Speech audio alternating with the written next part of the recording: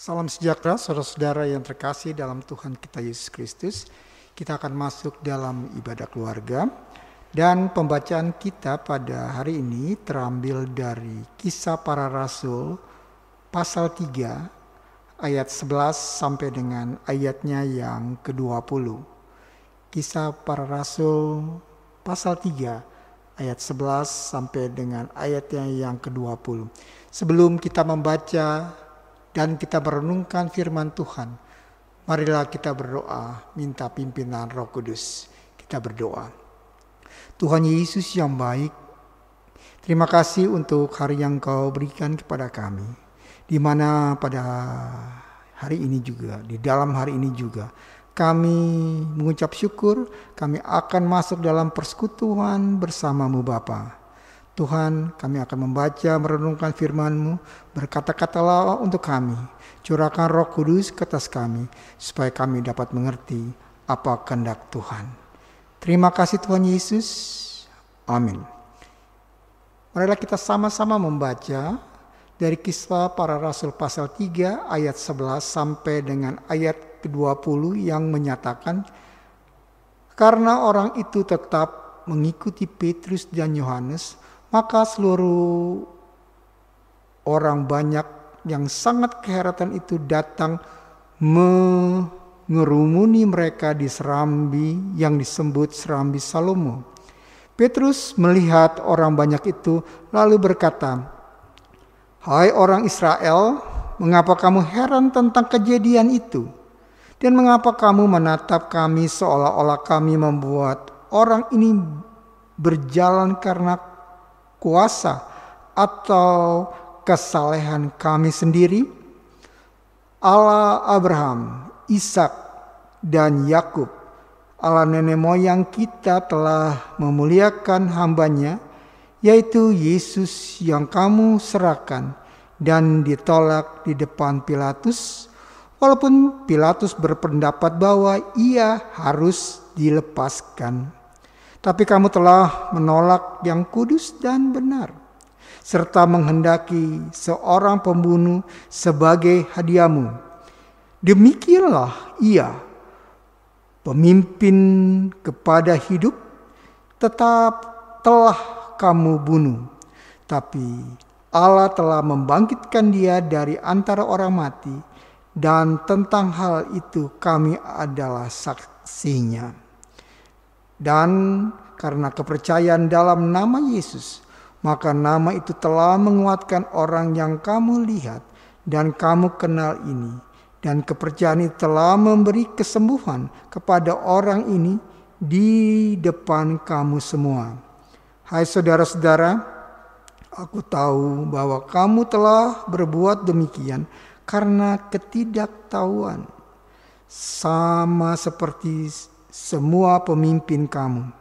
Tetapi dengan jalan demikian Allah telah menggenapi apa yang telah difirmankannya dahulu dengan perantaraan nabi-nabinya, yaitu bahwa Mesias yang diutusnya harus menderita. Karena itu sadarlah dan bertobatlah, supaya dosamu dihapuskan, agar Tuhan mendatangkan waktu kelegaan dan mengutus Yesus yang dari semula diuntukkan bagimu sebagai Kristus. Sampai sebenarnya jauh firman Tuhan, terpujilah Kristus. Haleluya. Saudara yang terkasih dalam Tuhan kita Yesus, ketika kita membaca kitab Kisah Para Rasul, maka penulis kitab Para Rasul ini ingin menerangkan kepada kita apa yang selanjutnya diperbuat, apa yang selanjutnya diajarkan Yesus setelah naik ke surga. Kita tahu bahwa Yesus itu sudah tidak ada lagi di dunia. Dia sudah terangkat ke surga. Lalu apakah misi keselamatan dari Allah berhenti ketika Yesus sudah tidak ada di dunia? Tidak. Apa yang dilakukan Kristus? Yesus mengutus Roh Kudus. Kuasa Roh Kudus ini, dia diam dan melalui kuasa Roh Kudus itu, maka murid-murid itu atau rasul-rasul itu mampu melakukan perbuatan-perbuatan besar. Mampu mengajarkan kebenaran yang diajarkan Kristus. Nah, di dalam pembacaan kita ini, penulis Kisah Para Rasul atau Lukas ini, dia ingin menceritakan bahwa kuasa Roh Kudus itu begitu luar biasa. Dia dapat membuat sesuatu yang tidak mungkin menjadi mungkin. Diceritakan pada saat ini bahwa ada tempat yang bernama Gerbang Indah. Gerbang Indah, tempat itu tidak sesuai dengan keadaannya. Karena di tempat itu banyak sekali peminta-minta. Banyak sekali orang sakit yang diusung, yang dibawa di tempat itu. Gerbang Indah tidak jauh dengan gerbang Bait Allah. Jadi ketika orang akan masuk ke Bait Allah, maka mereka akan minta tolong. Mereka minta untuk dikasihani. Peristiwa itu terjadi dan dialami oleh Petrus dan Yohanes. Ketika mereka ingin ke Bait Allah, maka ada seorang yang lumpuh sejak lahir minta kepada Rasul Petrus dan Rasul Yohanes untuk menolongnya, untuk mengasihinya. Lalu apa yang dikatakan Petrus? Emas dan perak tidak ada pada kami, tetapi apa yang kumiliki akan kuberikan kepadamu. Saudara-saudara yang terkasih dalam Tuhan kita Yesus Kristus, Roh Kudus ada dalam diri Petrus. Kuasa Roh Kudus ada dalam diri Petrus sebagai rasul. Begitupun Yohanes. Dengan kuasa Roh Kudus itu, Allah ingin meyakinkan bahwa ia dapat berbuat apa saja. Hasilnya apa? Orang lumpuh itu dapat disembuhkan. Ini dikatakan bahwa Petrus ingin mengatakan kepada kita bahwa dengan Roh Kudus kita harus percaya. Kita selalu berharap. Jadi ingin dikatakan kita diminta beriman dan diminta untuk terus berharap kepada Yesus. Sehingga apa? Hal-hal yang tidak mungkin, tapi karena kuasa Roh Kudus itu menjadi mungkin. Dan ini dikatakan orang lumpuh sejak lahir pun dapat berjalan. Sama seperti Yesus ketika ia hadir bersama dengan murid-murid, kuasa Allah, Roh Allah ada padanya sehingga ia dapat menyembuhkan orang buta, orang lumpuh, bahkan orang mati sekalipun dapat dihidupkannya. memberi makan 5.000 orang, dia dapat melakukan itu semua. Karena kuasa Allah ada pada dirinya. Kuasa roh ada pada dirinya. Sehingga orang yang datang terus mengikuti Kristus, mengikuti Yesus. Mau minta pertolongan, mau melihat apa yang diperbuat lagi oleh Kristus. Begitupun juga dialami oleh rasul-rasul ini, Petrus dan Yohanes. Mereka diikut, dikagumi. Ya, begitu luar biasa, mereka akan melihat apa lagi yang ingin diperbuat oleh Petrus dan Yohanes. Mereka ingin minta pertolongan dari Petrus dan Yohanes. Tapi dalam pembacaan ini, kuasa Allah kembali nyata melalui suatu pernyataan dari Petrus. Dikatakan, ini semua bukan kami yang lakukan. Ini semua bukan karena kesanggupan kami. Tetapi saya percaya bahwa iman kepada Kristus dan pengharapan kepada Kristus, maka orang lumpuh pun dapat disembuhkan. Dan orang lumpuh itu juga mengimani dan berharap kepada Yesus. Jadi dengan beriman dan pengharapan, mereka dapat sembuh. Bukan karena pribadi Petrus, pribadi Yohanes, bukan. Mereka sebagai alat, mereka sebagai pelaksana, tapi kuasa di dalam diri mereka yang dapat melakukan itu. Hal-hal yang tidak mungkin menjadi mungkin. Kita bisa lihat bahwa ketika Petrus,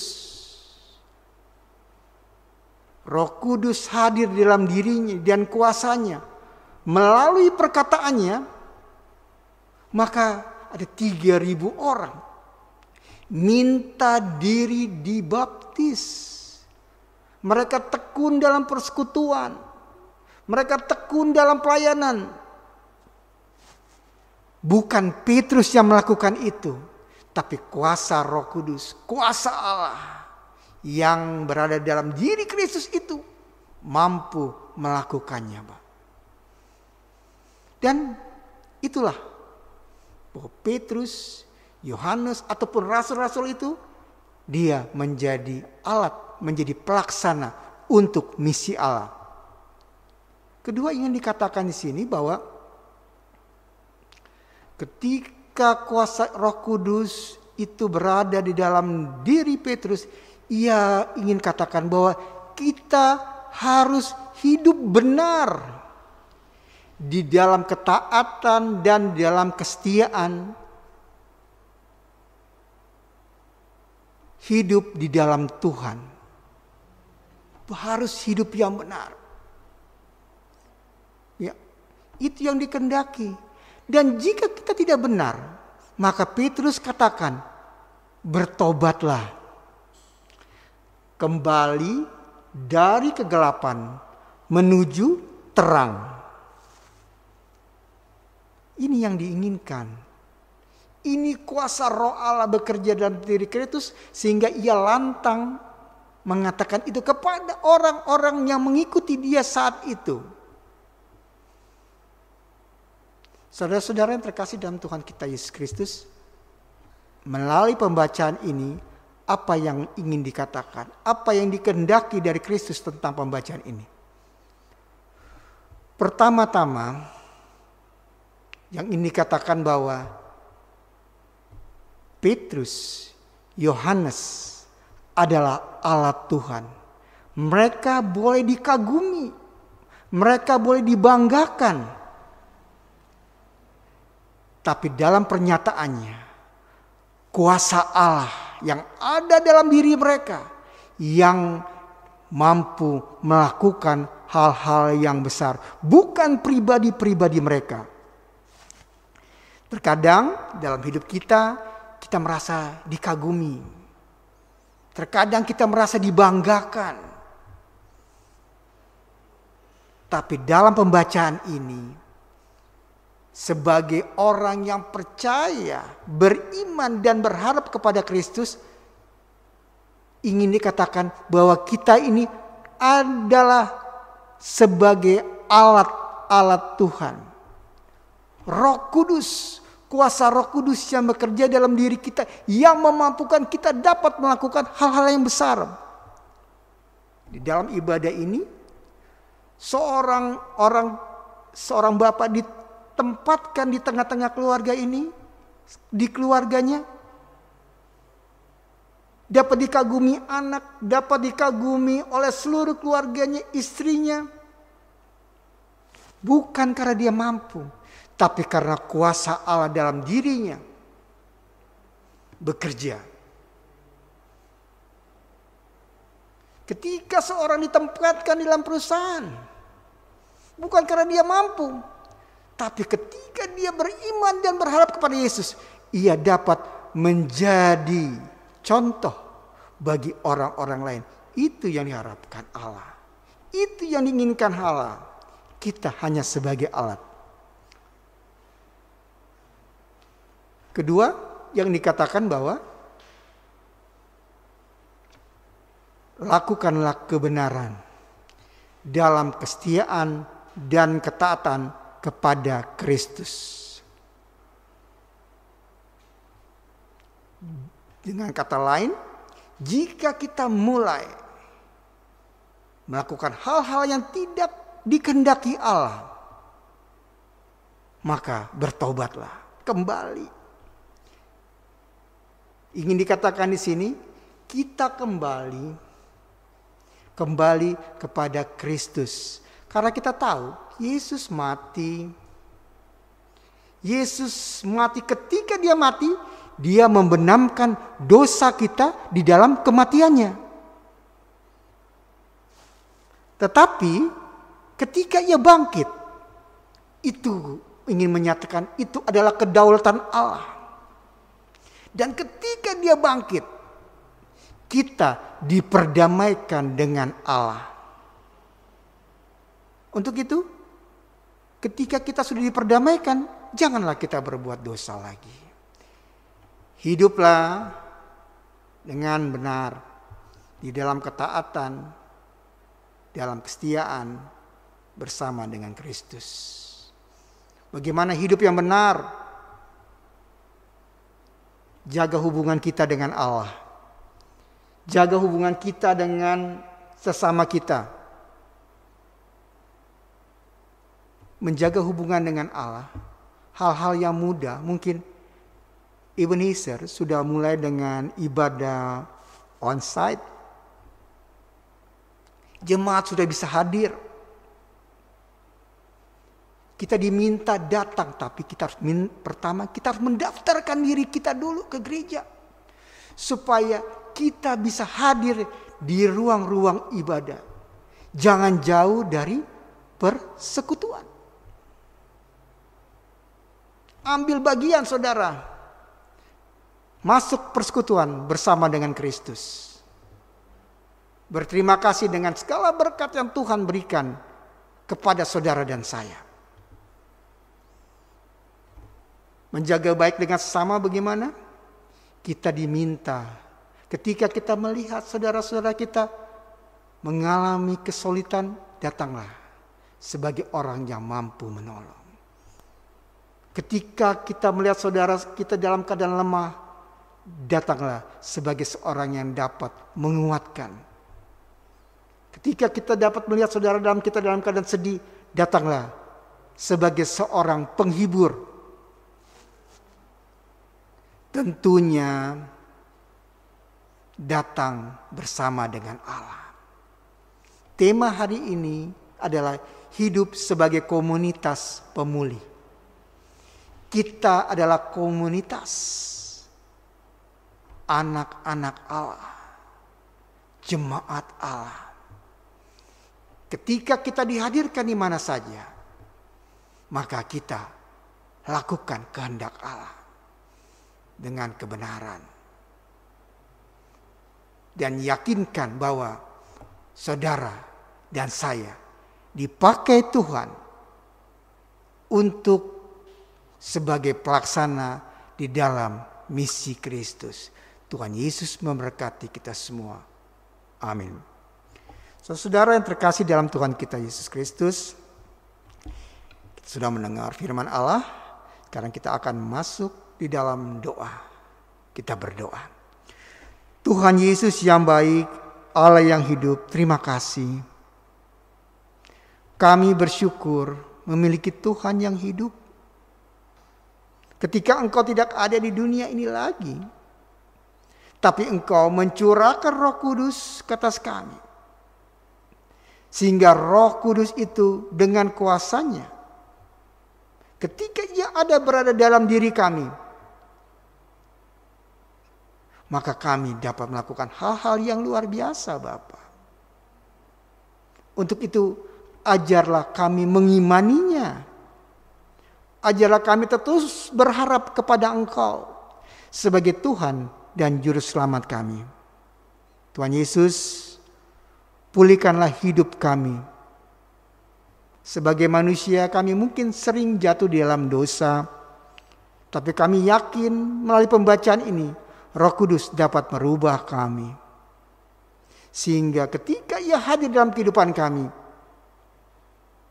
maka kami dipakai sebagai contoh dimanapun kami berada.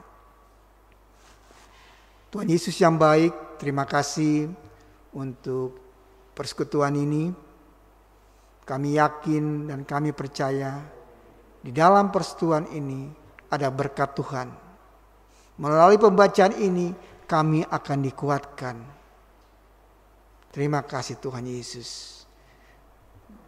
Di dalam persekutuan ini kami ingin mendoakan jemaat-jemaat Ebenezer yang pada saat ini mengikuti ibadah keluarga. Tuhan, hadirlah di tengah-tengah keluarga mereka. Tampakkan kemuliaan Tuhan di kehidupan mereka. Pribadi lepas pribadi, keluarga lepas keluarga. Yakinkan mereka bahwa bersama Tuhan selalu ada pengharapan. Karena Tuhan kami hidup, maka Ia dapat melihat, Ia dapat mendengar, dan kasih-Mu akan tercurah bagi orang-orang, bagi jemaat-Mu, bagi anak-anak-Mu yang minta tolong. Khususnya jemaat kami Ebenezer. Terima kasih. Kami ingin mendoakan jemaat kami dengan segala keberadaan mereka. Mungkin pada saat ini ada yang sakit. Mungkin saat ini ada yang mengalami pergumulan. Tuhan, hadirlah di dalam keberadaan mereka pada saat itu. Yang sakit Engkau boleh pulihkan. Yang dalam pergumulan, berilah solusi yang terbaik. Mungkin mereka melihat bahwa ada masalah mereka besar. Tapi Engkau jauh lebih besar dari permasalahan mereka. Terima kasih Tuhan. Terima kasih Tuhan. Kami mengundang-Mu untuk hadir di dalam keluarga kami. Terima kasih untuk ibadah ini. Kami yakin dan kami percaya. Tuhan, melalui ibadah ini kami dapat memperoleh berkat daripada-Mu. Inilah doa kami, inilah permohonan kami yang akan naikkan kepada-Mu. Kami alaskan doa ini dalam anak-Mu Yesus Kristus yang telah mengajar kami berdoa. Bapa kami yang di surga, dikuduskan kiranya nama-Mu, datanglah kerajaan-Mu, jadilah kehendak-Mu di bumi seperti di surga. Berilah pada hari ini makan kami secukupnya, dan ampunilah kami akan kesalahan kami, seperti kami juga mengampuni orang yang bersalah kepada kami. Dan jangan membawa kami ke dalam pencobaan, tapi lepaskanlah kami daripada yang jahat. Karena Engkau yang punya kerajaan, dan kuasa, dan kemuliaan, sampai selama-lamanya. Amin. Terima kasih, Tuhan Yesus memberkati kita semua.